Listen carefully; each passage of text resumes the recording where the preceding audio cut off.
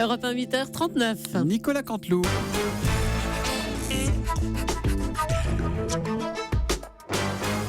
C'est presque de l'info, c'est la revue de presque de Nicolas Canteloup. Et aujourd'hui, c'est notre ami Nikos qui est avec nous pour les titres. Ouais, ravi, véritablement ravi. Chère Julie, cher Thomas, cher Laurent, cher Natacha, chers auditeurs, ravi de vous retrouver. Oui, j'aboie de bonheur, vous avez vu, j'aboie de bonheur, c'est parce que je suis si heureux d'être de retour parmi vous et en plus sur Europe 1 avec une nouvelle émission quotidienne qui reviendra en plus tous les jours. Oui. C'est vrai qu'entre toutes mes émissions radio et télé, je fais, si j'étais intermittent, je fais mes 507 heures en quasiment 2 jours. Alors mon émission s'appelle De quoi j'ai l'air. Oui, c'est à 15h, oui. Oui, tout à fait, à 15h, l'air comme l'air d'une chanson. C'est une émission où on met des chansons en rapport avec nos invités. Par exemple, si on reçoit François Hollande, on met Mes amis, mes amours, mes emmerdes. Si on reçoit Alain Juppé, on met Mon vieux ou bien Chauve must go on. Chauve must go on. Oh là là, vous êtes en forme. Hein. Tout à fait, c'est les vacances. Mais en attendant, on va parler d'actu, si vous le voulez bien. Et c'est parti pour les The News of Today. Très bien, on vous écoute, Nikos. Programme commun. Bruno Le Maire a déclaré vouloir supprimer l'ENA. Une proposition pas si éloignée de celle d'Alain Juppé qui veut supprimer l'ENA. L'ENA, ça dénonce, oui, ça dénonce. Oh là là. Nos éleveurs ont du talent puisqu'on parle d'Alain Juppé. Le candidat a déclaré vouloir rétablir la puissance agricole française. La puissance agricole française. Mais c'est M6 qui s'en est déjà occupé avec L'amour est dans le pré. On a déjà on a déjà guéri la puissance agricole. Oh là là, on est vendredi. Quel talent. Situation catastrophique au Gabon, des manifestations violentes dans tout le pays. Attention, une manif violente en France, vous le savez, Julie, c'est 2 rétros de cassés. Au Gabon, c'est 400 morts. Bon, c'est une petite différence, mais tout va s'arranger, amis gabonais, puisque c'est Jean-Marc Ayrault qui gère le dossier. Le dormeur du Quai d'Orsay, en effet, a appelé au calme. Je vous rappelle que quand Jean-Marc Ayrault lance un appel pour Notre-Dame-des-Landes, depuis Notre-Dame-des-Landes, déjà, il n'est pas entendu. Alors là, pour le Gabon, depuis Paris, c'est pas gagné. Bon, sinon, on a vu la couverture de Paris Match. Vous allez être papa, Nico, c'est une seconde fois. Je pensais que vous alliez laisser passer ça sous silence, mais non, vous l'avez dit. Oui, je suis tellement heureux. J'attends un enfant en couve de Paris Match. C'est c'est la classe, hein. Oui, j'attendrais un enfant en couve de chasse et pêche, ce serait moins classe. Là, attendre un enfant en couve de Paris Match, ça vous pose un nouveau-né. Alors, vous attendez un fils, il paraît, après une fille, donc. Tout à fait, je suis enceinte. Je suis fier, je l'assume. Enfin, je partage bien sûr la grossesse en alternance avec ma femme Tina et je lui laisserai le jour de l'accouchement. On a tiré au sort. Voilà. Et c'est vrai que dans l'attente de ce jour merveilleux de l'accouchement, mon fils va sortir de Tina. C'est magnifique. J'ai déjà... Je suis impatient. Après le Brexit, bientôt, j'attends le Tinaxit. Oh là là, bon, allez, ça ira pour aujourd'hui, Nikos. Merci. À bientôt. La situation est très tendue au Gabon. Les partisans d'Ali Bongo et de Jean Ping s'affrontent après l'annonce de la victoire serrée d'Ali Bongo à la présidentielle. Bonjour François Hollande. Oui, bonjour. Bonjour. J'ai repris des couleurs, pardonnez-moi pour mon intervention tout à l'heure. J'étais un petit peu décontenancé. Oui. Écoutez, la France regarde aujourd'hui avec douleur et tristesse la situation en effet du Gabon. Mais j'ai une solution à proposer à nos amis gabonais. Mettre en place un régime transitoire à la tête duquel nous mettrions Michel Sapin. Oui, il n'y a pas de aïe-aïe-aïe, monsieur Cabrol. Michel Sapin, contrairement à vous, sait tout faire. Économie, finance, peut-être météo, sport, Gabon, Argentine, culture et ouverture des huîtres, cours de macramé, snorkeling, planche à voile. Dis donc. Oui, Michel Sapin, c'est un petit peu un sommaire du grand direct des médias. Enfin, monsieur Hollande, les Gabonais ne vont jamais mettre Michel Sapin à leur tête, enfin. Eh bien, ils auraient bien tort. Mais bon, s'ils ne veulent pas de Michel Sapin, on ne peut pas forcer. Ce pays est autonome. Mais c'est pas grave, j'ai une autre solution. Ah bon ? Oui, Jean-Pierre Chevènement. Vous savez que Jean-Pierre Chevènement a une longue expérience du Gabon. Les Français l'ignorent, oui. Oui, il a mangé, en effet, en 1986, du mafé et du thieboudienne, des plats locaux gabonais. Après, il est tombé, dans le coma. C'est très épicé, monsieur Cabrol. Mais ça prouve déjà qu'il a une véritable expérience, une véritable connaissance du Gabon. Bon, enfin, écoutez, j'imagine quand même que la France a une solution à proposer. Jean-Marc Ayrault, vous êtes ministre des Affaires étrangères. Que peut faire la France pour aider à la résolution du conflit au Gabon ? Oui, tout d'abord, bonjour. Bonjour. Oui, parce que c'est le minimum du protocole. Je suis chef de la diplomatie. Donc, bonjour à tous. Oui. Écoutez, je suis triste de voir le Gabon se déchirer entre les partisans de Ping et c'est ceux de Pong.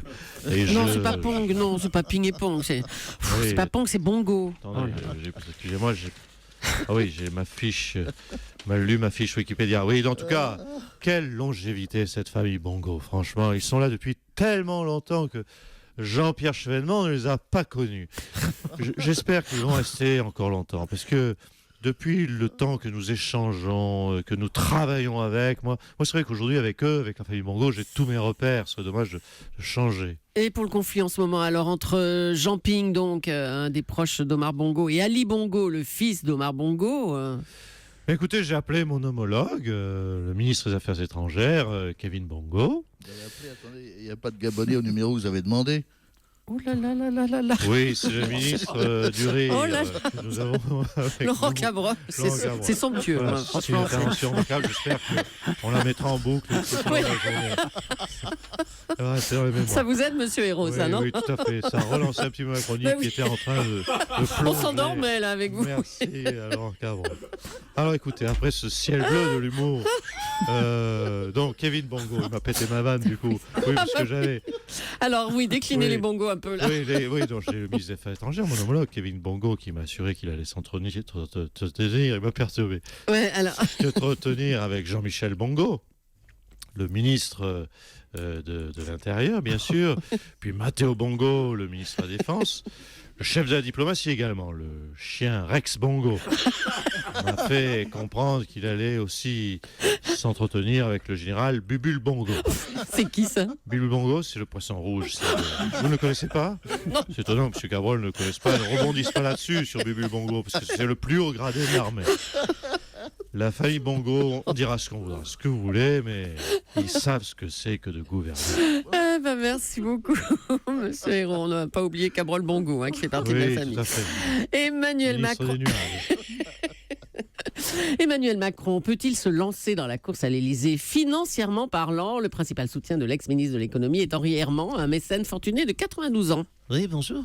Ah, monsieur Macron. C'est vrai, il y a mon papy Henri qui me donne des sous pour que je m'achète une campagne présidentielle. Ouais. Vous savez, ils sont gentils, les vieux. Moi, j'aime bien aller d'ailleurs les visiter, aller les voir. Vous aimez bien les... Oh, dis donc, le gamin, là.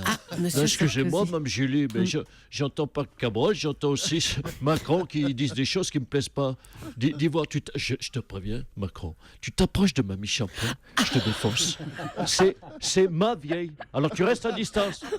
Oui, mais écoutez, excusez-moi, M. Sarkozy, mais si elle veut me donner des sous, elle aussi, je vois pas pourquoi j'en prendrais pas. Non, t'as déjà ton vieux plein de fric, 92 ans, tu me laisses la mienne. Hein. J'ai déjà eu suffisamment de mal à faire cracher au bassinet. Tu vas pas tout foutre en l'air. Hein. J'ai dû promener ses caniches, écouter ses histoires sur les Allemands et lui donner la béquille avec sa purée de carottes. C'est pas pour me faire piquer mon plan pour un petit morveux qui a juste 2 ans de politique. Oh au là compteur. là là là là. Ok. Merci messieurs pour cette leçon de respect. On va vous laisser, je crois. Et on en vient à la rentrée des classes. C'était donc hier, une rentrée placée sous le signe de la sécurité. On est en ligne de Calais avec le ministre de l'Intérieur qui est sur place. Donc, bonjour monsieur Cazeneuve. Bonjour.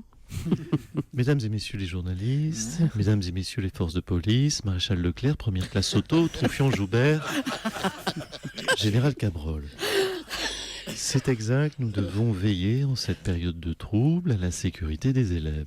Mais ça ne doit pas perturber, je le dis haut et fort aujourd'hui, l'enseignement. J'ai d'ailleurs avec moi la liste des fournitures demandées pour une classe de CM2. Ah ben allez-y, donnez-nous cette liste. Bien cette liste type, vous voulez que je vous la décrive? Oui, allez-y. Oui. Alors, il s'agit d'un cahier, c'est bien normal, de 96 pages grand carreau, Mhm. pour chaque...